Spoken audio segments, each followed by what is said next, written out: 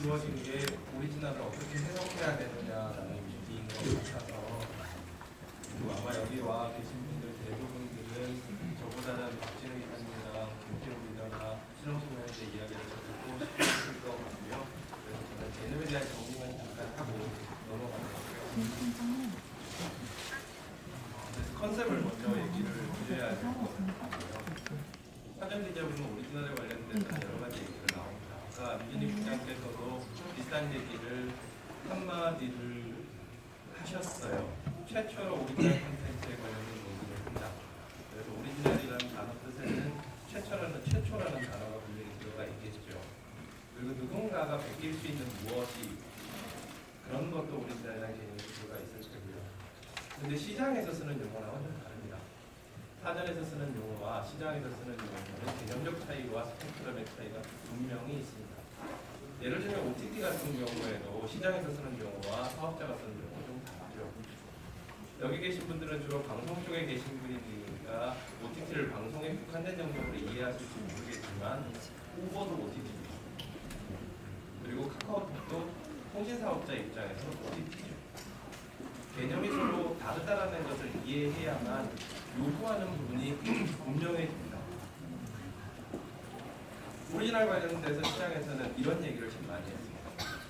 유튜브 오리지널이다. 넷플릭스 오리지널이다. 그리고 여기 나오는 것처럼 아마존 오리지널. 그리고 훌루의 오리지널. 이에 나오는 용어가 조금 다릅니다. 유튜브는 오리지널에 S를 붙여서 사용합니다. 유튜브 오리지널 쓰라고 쓰죠. 훌루는 오리지널 쇼라고 씁니다. 그런데 이 사업자들을 규정하는 한 가지 단어는 있습니다. 유튜브, 넷플릭스, 아마존, 훌루, 그리고 뒤에 나오는 SK 브로드밴드의 옥수수, 그리고 네이버의 TV 캐스트인가요? 이 사업자들을 규정하는 하나의 단어를 찾는다면 어떤 단어를 찾을 수 있을까요? 아마도 플랫폼입니다. 시중에서 통용되는 대부분의 용어는 오리지널에 관련된 용어는 플랫폼 사업자가 씁니다. 유튜브라고 하는 동영상 플랫폼 사업자가 오리지널을 이끌하고 넷플릭스라고 하는 플랫폼 사업자가 오리지널을 이끌합니다. 아마존이라는 플랫폼 사업자가 오리지널을 얘기하고 훌루라고 하는 플랫폼 사업자가 오리지널을 얘기합니다. 그러면 이렇게 얘기를 합니다. 콘텐츠 사업자는 오리지널이 없어? 한번 붙여볼까요? KBS 오리지널이 있습니다. MBC 오리지널이 있고요. JTBC 오리지널이 있고 SBS 오리지널이 있습니다. 분명히 워딩상으로는 말이 됩니다. 근데 익숙하지가 않습니다. 원래 컨텐츠 사업자는 본질적으로 오리지널이어야 합니다. KBS가 만든 컨텐츠가 MBC와 동일하게 안 되죠. 그래서 이 시장에서는 오리지널이라는 용어를 쓰지 않았습니다. KBS가 만들고 수급하는 콘텐츠는 MBC에서 볼 수 없는 콘텐츠가 아닙니다. 그러니 굳이 거기에 오리지널이라는 용어를 붙일 필요는 없었죠. 달리 얘기하면 유튜브에 오리지널이라는 용어를 붙여서 특색화시켰다는 것은 유튜브에 있는 콘텐츠 중에 대다수는 오리지널이 아니기 때문에 붙이는 겁니다. 다시 그럼 이걸 다시 조합을 한번 해봅시다. 오리지널 용어 사이에는 분명히 개념적으로 존재하는 서로 명시되는 부분, 연결되는 부분이 있습니다. 하지만 산업적으로 보면 익스클루시브와 저작권이라고 하는 이슈가 달라집니다. 플랫폼 사업자한테 오리지널 컨텐츠는 독점적인 계약을 체결한 컨텐츠입니다. 다른 플랫폼에서는 볼 수 없는 그것. 플랫폼 사업자의 경쟁력을 강화시킬 수 있는 무엇. 하지만 컨텐츠 사업자한테 오리지널이라는 것은 내 것입니다. 내가 그걸 가지고 장사를 할 수 있는 것. 다른 맥락이라는 거죠. 플랫폼 사업자의 입장에서 오리지널을 얘기했을 때 컨텐츠 사업자한테 요구하는 그림과 컨텐츠 사업자가 플랫폼 사업자한테 요구하는 그림이 동일한 오리지널이라는 용어를 사용하지만 다를 수밖에 없습니다. 플랫폼 사업자가 컨텐츠 사업자한테 유튜브 오리지널을 만들어 달라고 얘기하는 건 다른 데 주지 말고 내 거에만 줘라고 얘기하는 것이고요. 컨텐츠 사업자가 자기의 컨텐츠를 독자적으로 만드는 것, 내가 이걸 통해서 부가 사업이나 영역을 확장시킬 수 있는지를 따지는 겁니다. 자, 그럼 다른 얘기가 나오죠. 도시니마나 이런 친구들은 갑자기 오리지널 얘기를 하지 않느냐라는 질문이 가능합니다. 앞서서 불렀던 KBS 오리지널은 이상한 것 같은데 우리가 지금 얘기하는 것, 트레저 헌터 오리지널이나 르스니마 오리지널 이런 것들은 그렇게 낯설지 않죠. 그런데 잘 생각을 해보시면 이들 업체는 컨텐츠를 스스로 제작한 것이 아니라 크리에이터들이 만들어 놓은 것을 유통시켰던 사업자입니다. 작은 단위에서의 애그리게이터라는 거죠. 그래서 그 컨텐츠의 대부분은 크리에이터의 영역 속에 있습니다. 그러면 뭐 시미아라고 하는 그 사업자가 가질 수 있는 것은 제한적이죠. 그래서 그들은 크리에이터나 여러 가지를 활용해서 그들만의 것을 만들려고 합니다. 물론 앞서 얘기했던 그림하고 좀 다른 맥락의 이야기가 되는 거죠. 자, 그럼 네이티브 콘텐츠는 어떻습니까? 오리지널 콘텐츠를 얘기를 했더니 네이티브 콘텐츠가 사실상 더 많이 쓰는 용어가 아니냐라는 얘기입니다.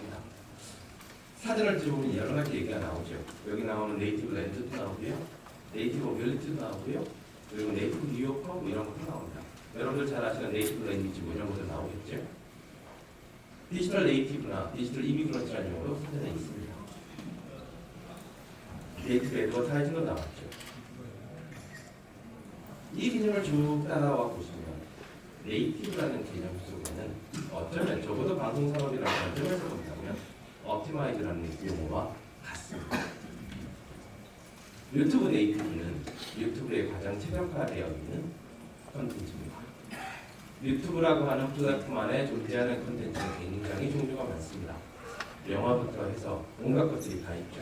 그 중에서 우리가 네이티브라고 붙일 수 있는 것들은 유튜브에서 처음 나온 유튜브나 온라인 시장에서 가장 최적화시킬 수 있는 콘텐츠를 지칭합니다. 하지만 그 수없이 많은 유튜브 네이티브 중에 유튜브 오리지널은 또 다른 영역이 있죠. 계위로 친다면 네이티브가 훨씬 더 큰 계위고요. 그 속에 오리지널이라는 개념이 들어가 있습니다. 하지만 여기서 중요한 지점, 제가 정리한 부분은 오리지널 개념이 수없이 많지만 이 오리지널 개념은 결국 플랫폼 사업자입니다. 한국 시장과 조금 다른 맥락이긴 합니다만 이건 히스토리컬을 따져보면 분명하게 드러납니다. 자, 연도가 쭉 있죠. 이 긴 연도가 하나씩 MCN 사업자가 2013년, 2013년에 부각된 그 2년간 이후에도 수없이 많은 플랫폼들이 쭉 나열되어 있습니다. 플랫폼들의 숫자가 우리가 예전에 생각했던 숫자보다 훨씬 많습니다. 인터넷이 등장해서 누구나 네트워크 위에서 콘텐츠를 유통시킬 수 있는 그 시대가 되거나 지상파 방송 사업자나 유료 방송 사업자가 네트워크를 점유해서 그들만의 사업을 영역을 취했을 때와는 전혀 다를 정도로 엄청나게 많은 수의 플랫폼들이 등장했습니다. 그 플랫폼들이 어떻게 참여를 하는 것이냐에 문제가 생깁니다. 누구는 서비스로 승부를 거는 사람들이 있죠. 누구는 UI나 등등으로 승부를 거는 사람들이 있습니다. 그래서 대부분의 초기 사업자들은 조금 전에 말씀드렸던 그런 부분에 내재적 성격이나 내재적 기술적 속성을 개발시키거나 발전시키는 쪽으로 차별화 전략을 삼습니다. 훨씬 쉽게 다운로드를 받는다거나 좀 더 쉽게 액세스가 가능하다거나 거기에 댓글 기능이 붙는다거나 컨텐츠 자체의 역량보다는 서비스 자체의 역량으로 승부를 걸죠. 하지만 플랫폼의 숫자가 6년점이 넘어가기 시작하면 그것만으로 승부를 걸 수가 없습니다. 그렇게 해서 튀어나온 것이 컨텐츠죠. 어떻게 하면 컨텐츠를 가지고 플랫폼 시장에서의 경쟁력을 확보할 수 있을까? 그래서 플랫폼 시장이 판을 깔고 플랫폼의 경쟁이 치열해져야 본질적인 의미의 오리지널 경쟁이 시작됩니다. 조금 전에 보셨던 그림입니다. 이 그림에서 오리지널 컨텐츠가 등장했던 시점은 2015년 이후입니다. 그 이전에는 오리지널 컨텐츠라는 이름을 함부로 들먹거리지 않았습니다. 간혹가다 작은 사업자들이 작은 그림들을 그리기는 했지만 대놓고 오리지널이라는 표치어를 붙여가면서 사업을 하지 않았습니다. 하지만 플랫폼 사이에서 경쟁이 굉장히 치열해지고 그 플랫폼들이 경쟁을 하기 위해서 채택한 무기가 콘텐츠일 때 그때 비로소 오리지널 콘텐츠라고 하는 것들이 등장하는 거죠. 플랫폼 사이의 컴피티션이 치열해졌습니다. 그래서 오리지널 콘텐츠가 필요합니다. 이 오리지널 콘텐츠가 플랫폼 시각이었다면 콘텐츠 진영에서는 그건 나의 IP가 됩니다. 플랫폼 사업자가 요구를 해옵니다. 내 플랫폼에만 이 콘텐츠를 실을 수 있게 해줍니다. 그래서 나는 콘텐츠를 만들어줍니다. 콘텐츠를 만들어주는 순간 나는 그게 IP가 생기죠. IP가 생기지만 그 IP로 돈을 벌기에는 해당 플랫폼이 턱없이 약합니다. 그렇게 되면 조금 더 많은 것들을 그리려고 고민을 하죠.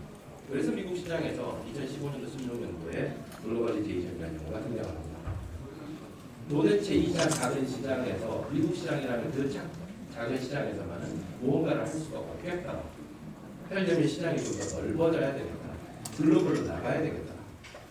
당연한 것 아니냐라고 얘기하실지 모르겠지만 여러분한테 반문을 합니다. 미국 사업자가 1910년 이후로 글로벌을 외친 적이 있었다.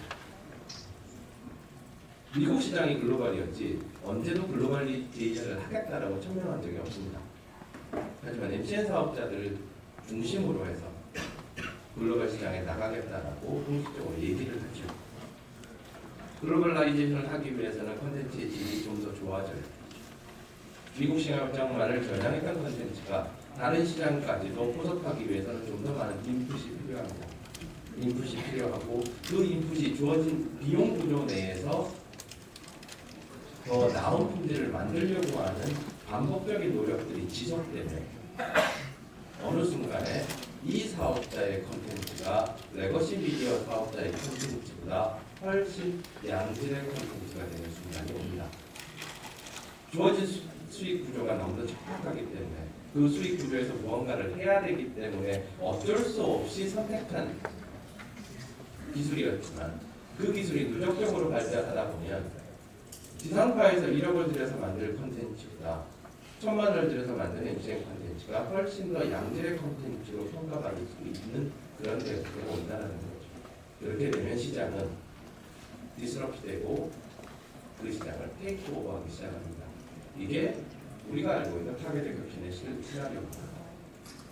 오리지널 콘텐츠가 한국 시장에서 이에 다른 분리 설명을 하겠습니다. 본격적으로 오리지널 콘텐츠, 상업적으로 성공하기 시작한 오리지널 콘텐츠가 등장했습니다. 한국 시장에서도 플랫폼 경쟁이 이제 본격화될 거다라고 예상해 볼 수 있고요. 이 플랫폼 경쟁을 통해서 콘텐츠 사업자들한테 좀 더 많은 고민이나 그런 것들이 주어질 시기가 되었다고 생각합니다. 이것이 제가 여러분들한테 전부 얘기인데요. 혹시 제일 그때 RFX가 뭔지 혹시 아시나요? 네, 끝입니다. 감사합니다.